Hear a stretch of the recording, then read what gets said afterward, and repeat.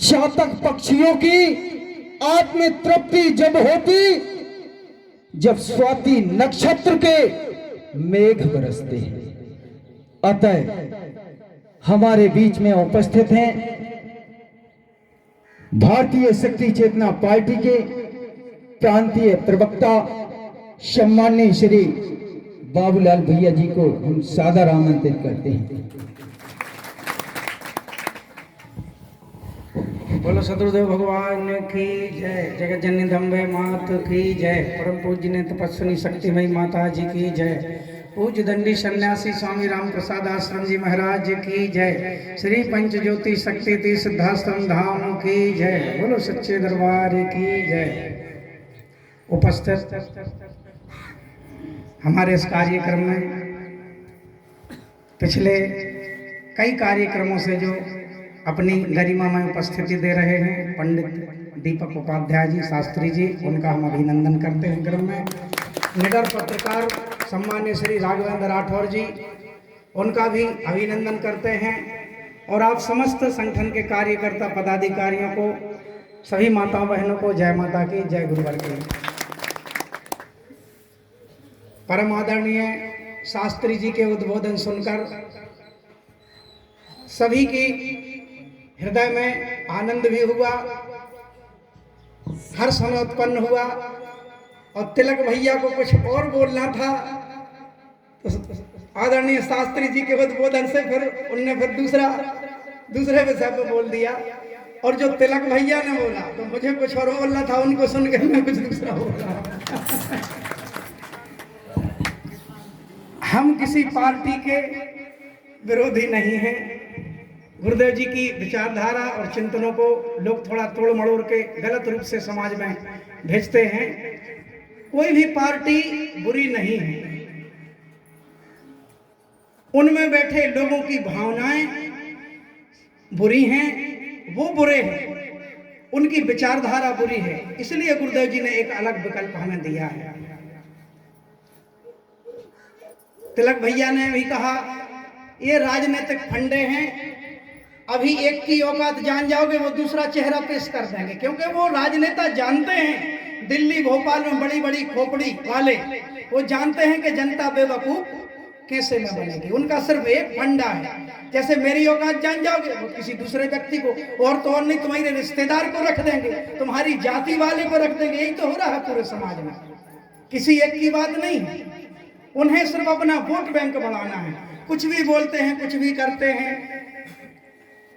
और चौथा तंत्र भी आपने देखा, जैसा होना चाहिए वर्तमान में वैसा नहीं है। राघवेंद्र राठौर जी जैसे सब नहीं है, मुंह देखा दिखाते हैं, लिखते हैं, पर कौन बोले सब कुछ है। अब हमें सफाई करनी है तो हमारे भी तो कपड़े गंदे होंगे। तो ये भारतीय शक्ति चेतना पार्टी और भगवती मानव कल्याण संगठन श्री पंच ज्योति शक्ति सिद्धाश्रम धाम मन वचन कर्म से समाज का हित चाहता है। मैंने तो कई बार कहा, आज फिर कह देता हूं कि कंस ने एक संकल्प लिया था, क्योंकि कंस को खतरा था कि देवकी के गर्भ से जो होगा पुत्र, भविष्यवाणी हुई थी, तो उससे तुम्हारे जीवन को खतरा होगा।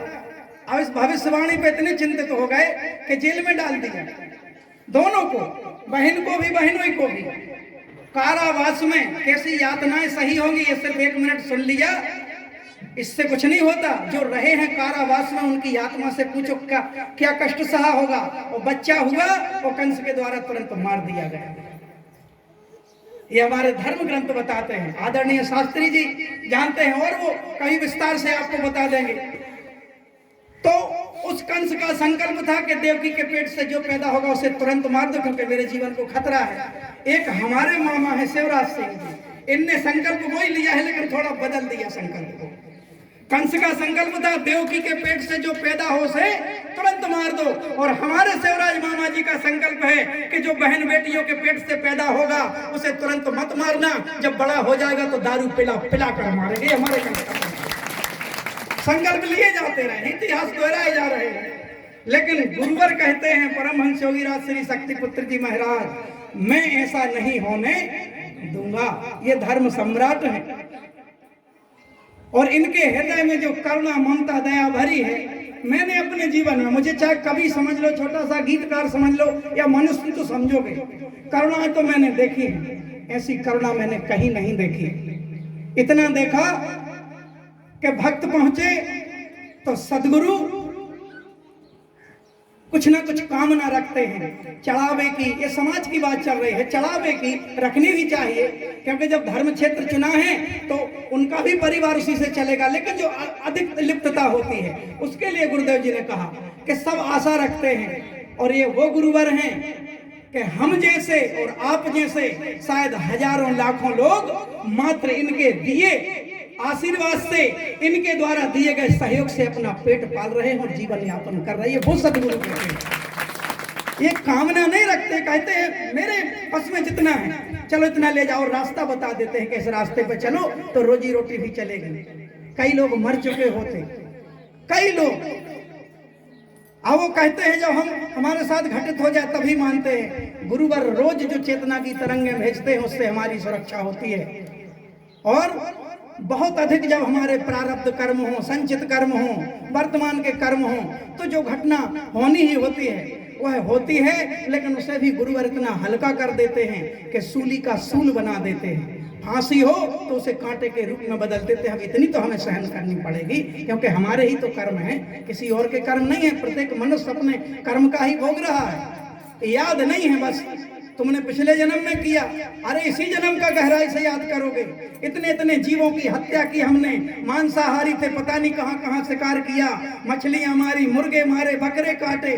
वो कर्म किसी ना किसी रूप में आएंगे। ये मत सोचो कि सिर्फ एक बार हम दुर्गा चालीसा करेंगे तो हम मुक्त हो जाएं। हाँ, उसका लाभ होता है जितने बार माँ का नाम लोगे दुर्गा चालीसा, लेकिन वो जो पड़ी पाप की गठरी है धीरे धीरे घटती है, और गुरुवर आशीर्वाद देते हैं उससे घटती है, हमारे अच्छे कर्मों से। एक दिन में मत सोचो, कई जगह विचलित हो जाते हैं लोग कि धर्म के मार्ग पर चलते हुए हमारे साथ ऐसा क्यों हो गया। क्योंकि तुम भूत नहीं जानते हो, तुम पिछला जन्म नहीं जानते, इसलिए ये प्रश्न आते हैं। जिस दिन हम समझ जाएंगे उस कर्म की पूरी धारा को, चक्र को, हम किसी को दोष नहीं देंगे। कुछ लोग मैहर जाते हैं, वैष्णो देवी जाते हैं, रास्ते में एक्सीडेंट हो गया, या अष्टमी है या नवरात्रि है, एक्सीडेंट में परिजन की मृत्यु हो गई, तो लोग नवरात्रि मनाना छोड़ देते हैं कि नहीं अब नहीं मनाना है, नवरात्रि में हमारी ये कमी हो गई थी। गुरुदेव जी कहते हैं सौभाग्य मानो कि मृत्यु तो थी, नवरात्रि जैसे पावन पर्व पे मृत्यु हुई, इससे सौभाग्य बड़ा क्या होगा।